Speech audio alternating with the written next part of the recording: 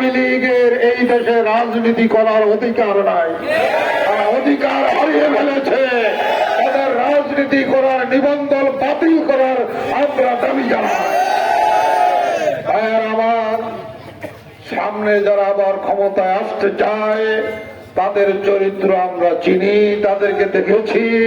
তারা বারবার এদেশকে দুর্নীতিতে চ্যাম্পিয়ন করেছে। কাজেই ইসলাম ছাড়া বিকল্প আর কোন পথ সামনে খোলা নাই। এক গর্তে বুদ্ধিমান দুইবার পাচার খায় না। কাজেই আমরা দ্বিতীয়বার গণতন্ত্রের পেশাবে পাচার খেতে চাই না, সমাজতন্ত্রের পেশাবে পাচার খেতে চাই না। আমরা ইসলামের সাথে একত্ববাদ হয়ে ইসলামী রাষ্ট্র প্রতিষ্ঠা করতে চাই।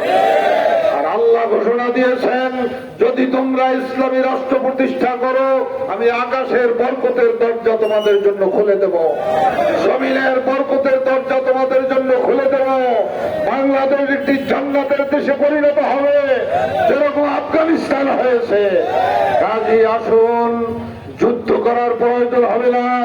এটার প্রমাণ হয়েছে 24 সালের এই স্বাধীনতা পাওয়ার জন্য সশস্ত্র যুদ্ধ লাগে নাই। কাজে গণবিপ্লবের প্রয়োজন। গণবিপ্লবের মাধ্যমে আগামী নির্বাচনকে একটি মুক্তিযুদ্ধ হিসাবে গ্রহণ করে আমরা ঘরে ঘরে এই ইসলামের দাওয়াতকে পৌঁছে দেব। আসুন আমরা হাত পাখা মার্কাকে এবার সংসদে নিতে চাই।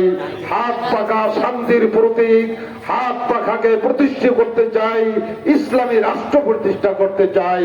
শুধু নেতা নয়, নীতিরও পরিবর্তন চাই। ক্ষমতার মোহ সকল সন্ত্রাসের উৎস, এই কথাগুলি মরহুম বিশাল হুজুর রহমাতুল্লাহ আলাইহি বলে গেছেন।